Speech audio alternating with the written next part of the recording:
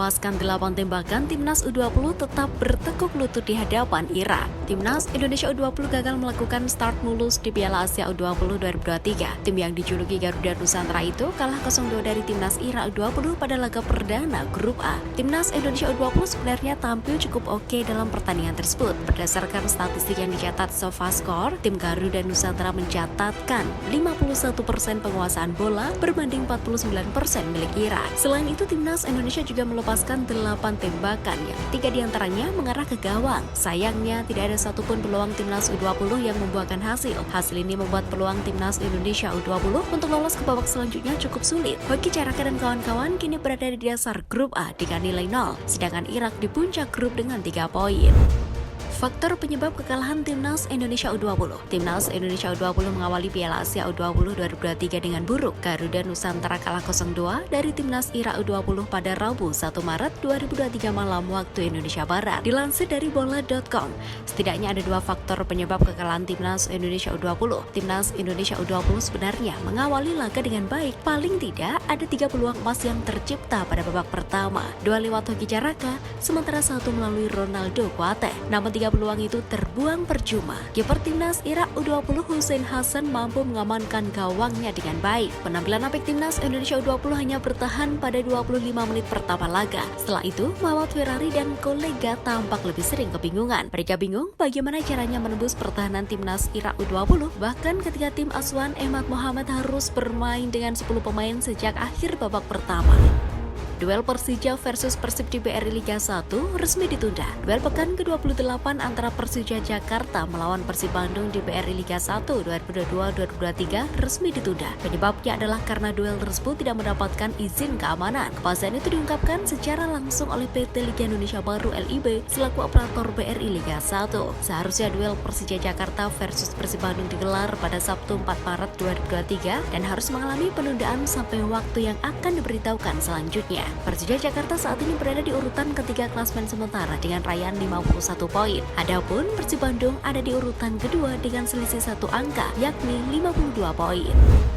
Sadil Ramdhani catatkan namanya di daftar nominasi gol terbaik. Rekam jejak apik pemain Timnas Indonesia, Sadil Ramdhani bersama klub Sabah FC mendapat apresiasi. Pasalnya, golnya untuk Sabah FC masuk dalam nominasi gol terbaik pada pekan perdana Liga Super Malaysia 2023. Kemenangan yang dicatatkan Sabah FC pada laga melawan PDRM FC pada laga pertama Liga Super Malaysia 2023 ini memang tak terlepas dari aksi impresif Sadil Ramdhani yang bermain sebagai starter. Pada pertandingan ini, Sadil sukses menyumbangkan 2 gol di menit ke-13 dan 71 dan 1 assist untuk Park Dae-soo di menit ke-38.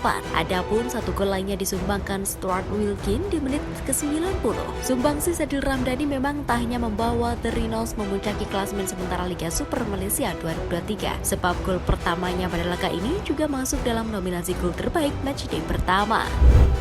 Debut Asnawi Mangkualam di Jeonnam Dragons berakhir dengan kekalahan. Asnawi Mangkualam menjalani debut bersama Jeonnam Dragon pada ajang Kalik 2. Debut itu terjadi dalam pekan pertama Kasak 2 kompetisi di Korea Selatan itu musim 2023, Rabu 1 Maret 2023 siang waktu Indonesia Barat. Asnawi Mangkualam dipasang sebagai starter pada laga itu. Ex-pemain PSM Makassar tersebut dimainkan di posisi wingback dalam formasi 3-4-3. Namun debut Asnawi Mangkualam bersama Jeonnam Dragons tidak berjalan mulus. Jeonnam kalah 0-1 di kandang sendiri dari FC Anyang. Kekalahan Jeonnam pun terasa menyakitkan sebab gol Anyang baru tercipta pada akhir babak kedua. Jonathan Moya mencetak gol lewat tandukan pada menit ke-90.